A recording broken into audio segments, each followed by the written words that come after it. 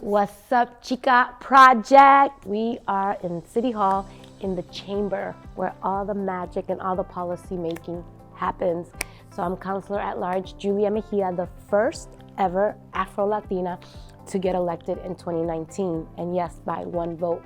So you're probably wondering, what is a city councilor? Well, we are lawmakers, but more on a local level. Our jobs are to make sure that we're addressing the quality of life issues like education, violence, right? All of the things that deeply impact our community, we fight for here on this floor that you see us in. We spend a lot of our time also looking at the budget for the whole entire city of Boston and making sure that we're giving those dollars into our community to support the things that we know are going to help support the work. And one of the things is that we also provide constituent services, which basically means constituents are residents. So people call our office, whether it's a pothole, an issue around education, they call our office, and our role is to advocate for our city. Hopefully you'll come through the chamber one day. We would love to host you here.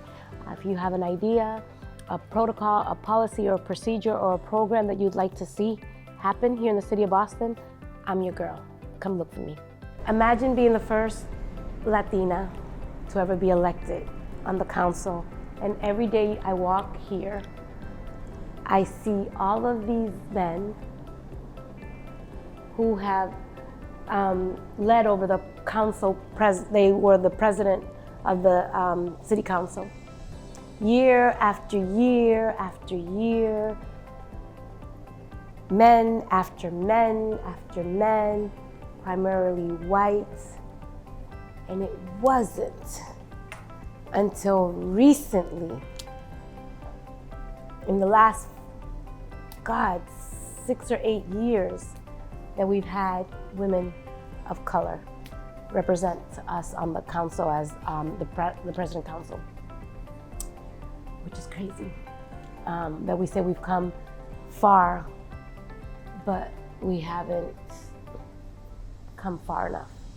And there's still a lot of work to do. And sometimes this walk kind of creeps me out a little bit, but I still keep showing up. This is my council picture.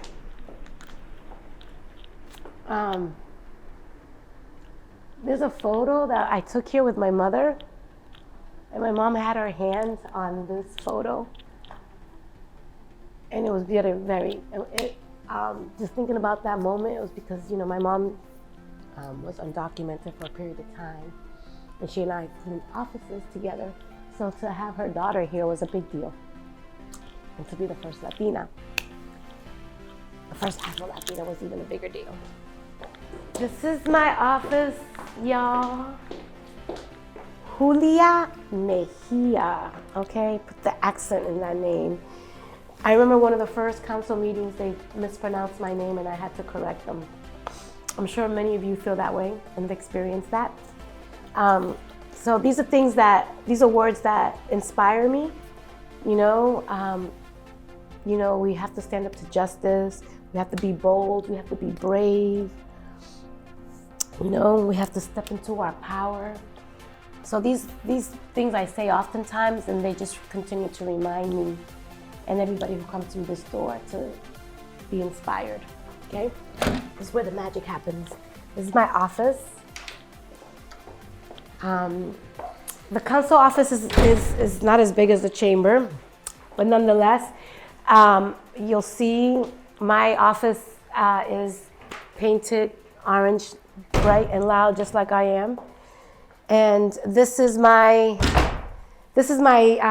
inside office, basically. This is where I sit. Oh my God, I can't believe. I think it's important for you all to see how I live. I'm keeping it real, I was really hungry. I had a 5-hour meeting. My team took care of me. The founder of the Chica Project, is Nudis Camargo, who was a student at Mount Ida College when I was an RA and an RD as well. And so I got to know the Chica Project very organically through Nudis. She had invited me to one of her events, And from the moment I walked in, I was sold. There were young women, Latinas, Afro-Latinas, talking about mentoring and their goals and aspirations, and I wanted to be a part of that. And one of the things that I always talk about in my experience with Chica Project is the fact that as myself, as an urban Latina, as an Afro-Latina, there's lots of great mentoring programs out there, but the one thing that is so unique to Chica Project is that it looks for urban Latinas like me, people who are a little bit rough around the edges. We're not gonna be invited to every boardroom.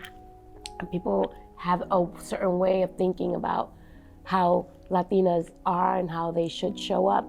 And I didn't fit that mold. And I think that that's one of the things that Chica Project is really about, is creating space for people, for young women in particular, to show up as they are and to never leave themselves at the door.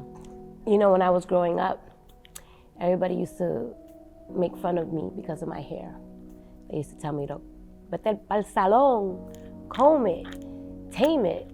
That's unprofessional. You're never gonna get a job that way. And those things hurt, right? They often do when people talk about something that we can't change. And I refuse to change. And actually, you know what? I don't want to mess up my bun here, but I really think it's important for all these young women out here who are watching this, who see me all up in this chamber, to recognize that today you're gonna have to always show up and let your hair out, and don't let anybody try to tame anything about you, okay?